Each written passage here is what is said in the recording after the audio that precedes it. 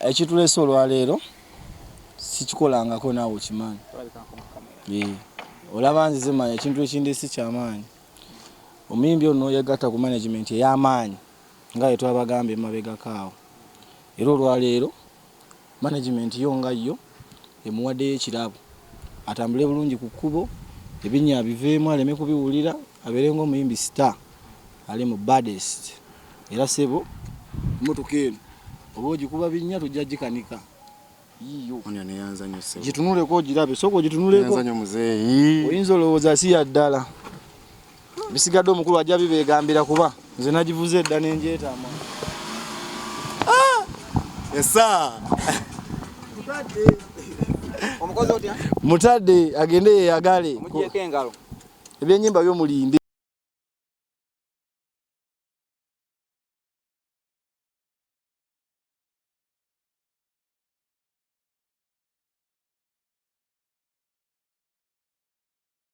Prince Oma wanyuze. Twogere ku manager ekirabo kyakuwadde olwayo tukukiwana. Ekitulese wano leero kuba nayongera baddest management bintu binnya ebikyuse ku brand yange mu ngeri that musically nkyuse nate n'obulamu bw'entambuza bukyuse. Nafuna management entegeera oba netegeera olugero lwange gyenzira.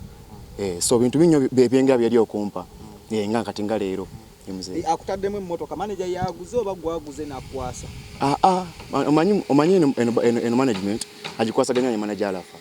So manager Arafat banga manager avuddeyo n'agamba omuyimbi omanyi for the great music and for the great work and the persistence that you are showing okubanga oli delivering waka gutuli okuwa katukuwe ekirabo nga management tukwagaza olugenda tukwongerayo olungi olujja mu maaso yemuze. How do you feel about this gift?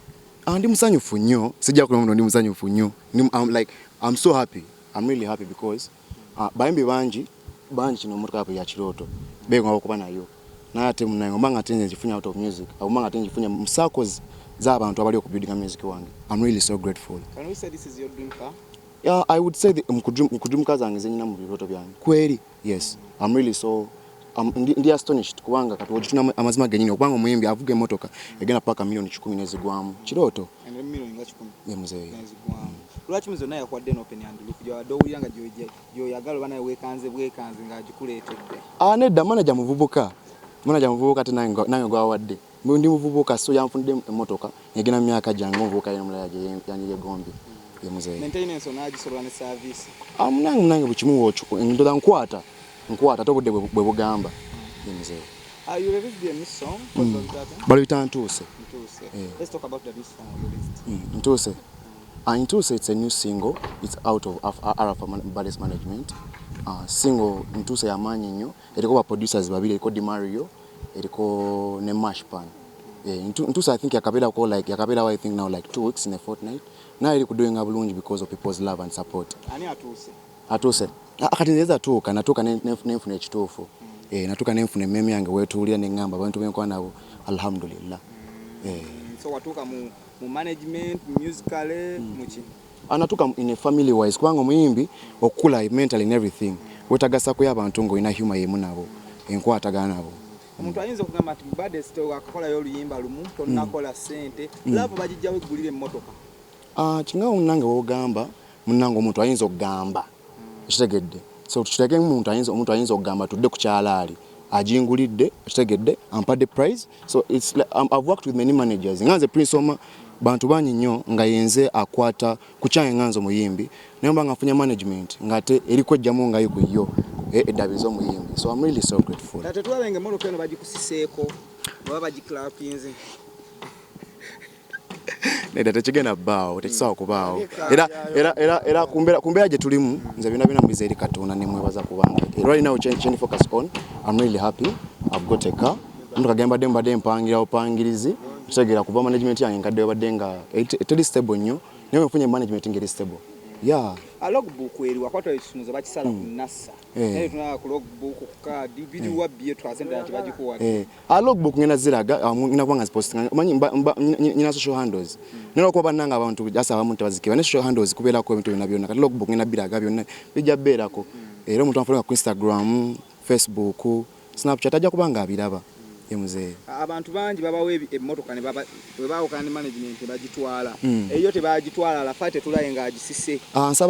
Nsaba agitwale kubanga nze planning akwawukana na manager wange.